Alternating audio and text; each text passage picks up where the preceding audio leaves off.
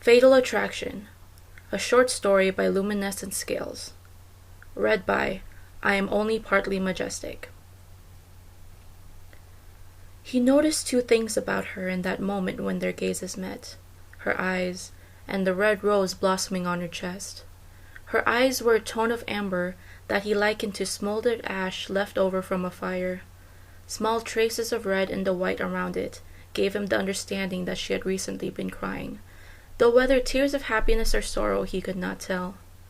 Behind their seemingly dull exterior, he thought he saw a brief spark of understanding as she looked at him.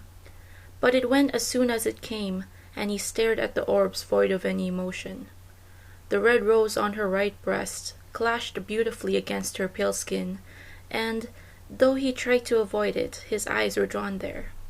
No leaves, no thorns, nor any other accessory, just a simple rose. The simplicity of the design suited her. He noticed, if it had been more extravagant, the rose would have taken away from the beauty of the girl itself. There was a story behind that rose, one he could only hope to conjure, and might have known eventually, had he not remembered in that moment that she was his target. But how could he possibly kill her now, when he had fallen in love with her, after just a few seconds?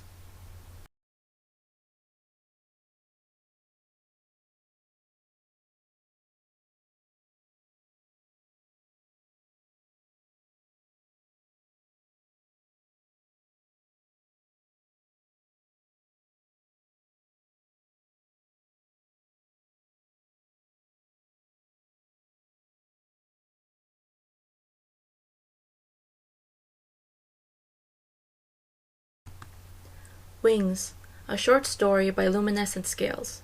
Read by I'm Only Partly Majestic. She tried to focus more on the trinkets in his pockets than on his gaze following her every move, how her hands slid carefully in and out or hovered over the fabric in places, creating a sort of awkward atmosphere between the two. She remembered him well enough. He helped them escape from the dungeon 2 years ago, but it didn't dismiss the fact that he was the enemy's son and therefore couldn't be trusted. The thought rushed back as if they were still there, and only when he cleared his throat, almost inaudible to anyone but her, did she pry herself away from the recollection of his warm hand leading her away to face him. Their gaze lingered, beaten worn green against curious lively blue, and she found a smile playing at the corner of his lips. She allowed him an amused glance before continuing her search, stopping when she reached an odd raised portion on the back of his shirt. Curious about what hid underneath, she gave the spot a light brush, with her hand immediately feeling him tense up under her touch. Brow furrowed, she moved to the front, making quick work of the buttons and removing the cloth. The room collective gasped, all except Celeste, who kept her eyes on his, searching for any small trace of emotion that might there be hidden. He offered none, preferring to fix his gaze on the wooden floor than look at anyone, then look at her, preparing himself for what would ensue. She strode around him once, then stopped behind him, suddenly understanding her comrade's surprise. Wings! Wings, of a beautiful ebony color, bound by leather straps against him in the most painful-looking manner. Twisted, strapped excruciatingly tight together, whether by his own doing or another's was unclear. Please, don't. Barely a whisper. His first words since being captured, full of loathe and disgust that must have taken years to grow. She didn't need to see his face to understand how he felt. He hated those wings, and everything that came with them. She felt him tremble slightly as she placed her hand on the thick of feathers. He didn't start or move away, but rather allowed her to touch them. She studied his bare back, finding scars around the shoulder blades, where the wings grew, and frowned. Why would you? Ugly. They're hideous. Monstrous. Better without them anyway. Celeste fell silent, mesmerized by the jumbled mess of feathers before her, the trance only broken when he moved forward to avoid her touch. Shaking her head, she slid her hand skillfully underneath the buckle of the straps, unfastening them with some struggle. They fell to the floor with a thud. As everyone around her tensed ready to fight in case something happened, she stroked the feathers back into place with care. With a little unwilling assistance from him, she managed to spread them out to their full length and, attempting to hide her childish grin, gently kissed both wings.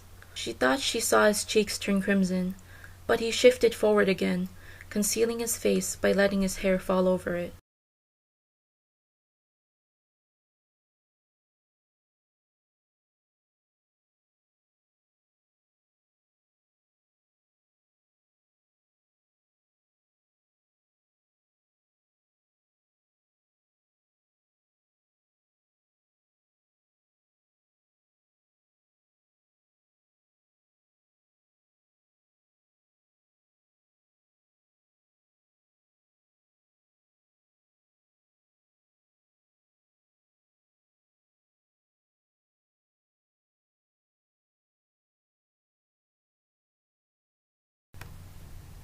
Roses and Daggers, a short story by LuminescentScales. Read by I Am Only Partly Majestic. Are dwarves always this loud? Xena found herself musing, looking out at the rowdy sea of miniature people, with an uneasy feeling and a sudden desire to retire back to her room. Surely they couldn't always be like this, right? They danced wildly about in circles, tossing each other carelessly, grunting and heaving loudly, knocking over any poor sap that got in their ways. They moved so fast their bright-colored dress of copper, gold, silver, and red tones all began to blend together in the eyes of the elf so that she forced herself to look away to avoid becoming nauseated. Her husband, or rather that's what he had begun calling himself, stood boldly at her side, trying to, by some form of illusions, measure up to her shoulders, though it became obvious he did not reach. He wore a stunning dark green tunic, embroidered with gold thread, held by a leather belt at the waist with darker oak pants that seemed too tight for Xena's comfort. Around his neck lay a fur-lined ebony cape that trailed behind him as he walked about greeting his guests. Xena stood back, admiring the calmness with which he took each of his Halloween cousins, all more or less his stature, all with different shades of brown hair dressed golden or silver, as they arrived en masse. One of the little waiters stumbled through the crowd and, bowing humbly before the future queen, handed her a glass of what she believed to be white wine. He disappeared in the tumult of crowd seconds later without giving her a chance to inquire who'd sent it.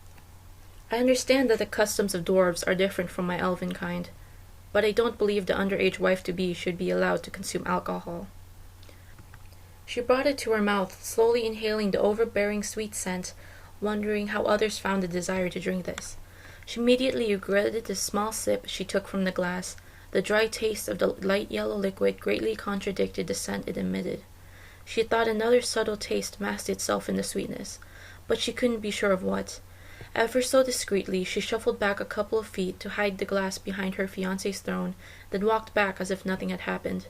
Once more she stood overlooking the rowdy sea when something, or rather someone, caught her eye. Cold. A shiver shot down her spine once those emotionless eyes met hers.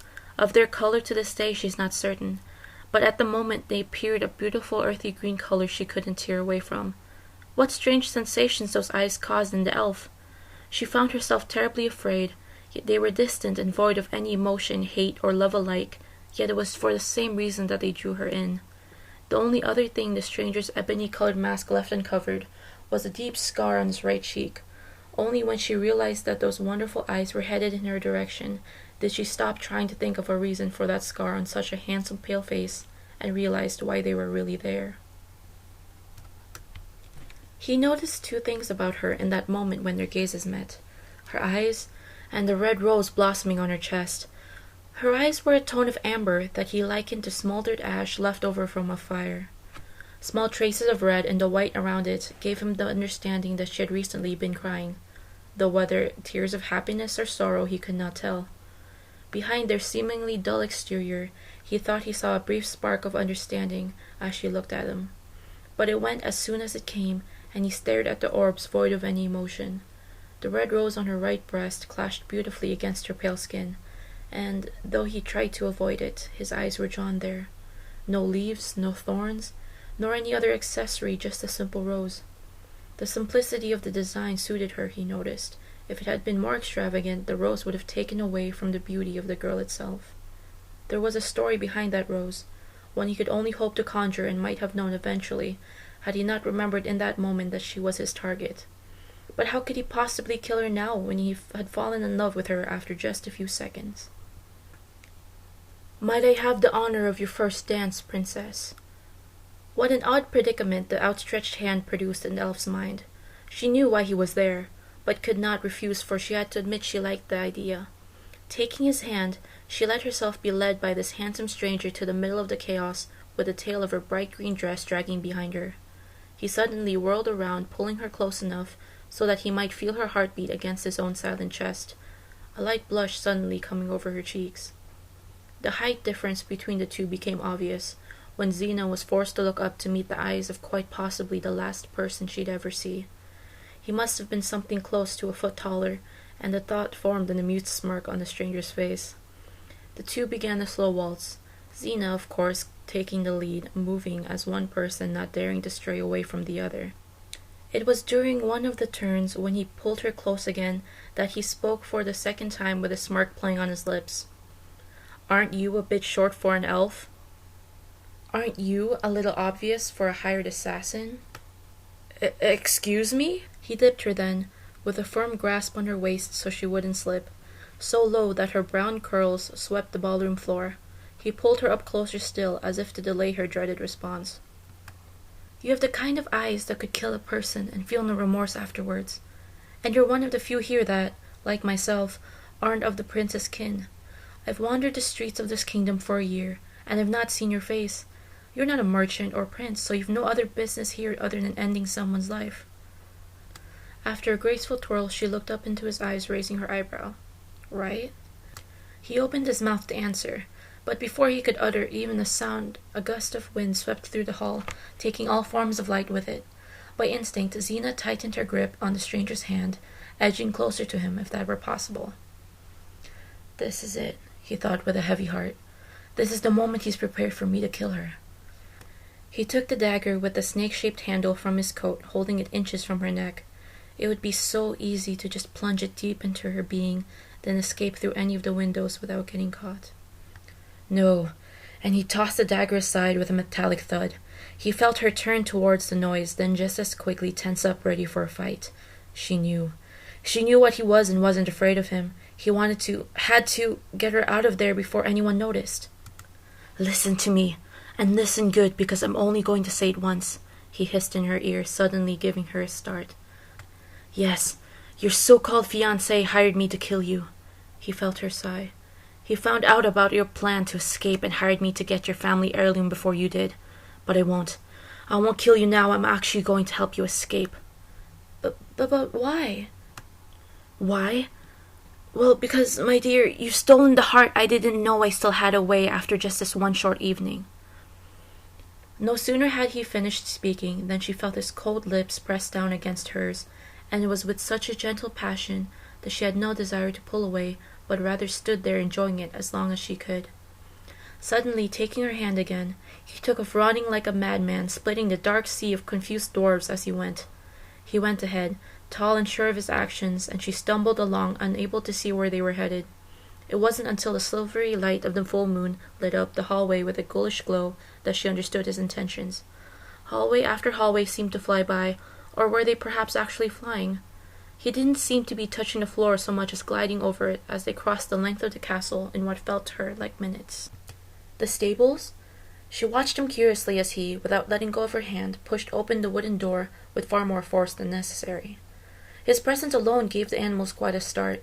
They trashed about in their stalls trying to find a way to escape the stranger, several of them hurting themselves in the process. "Which one of these is yours?" "The one in the last stall on the right."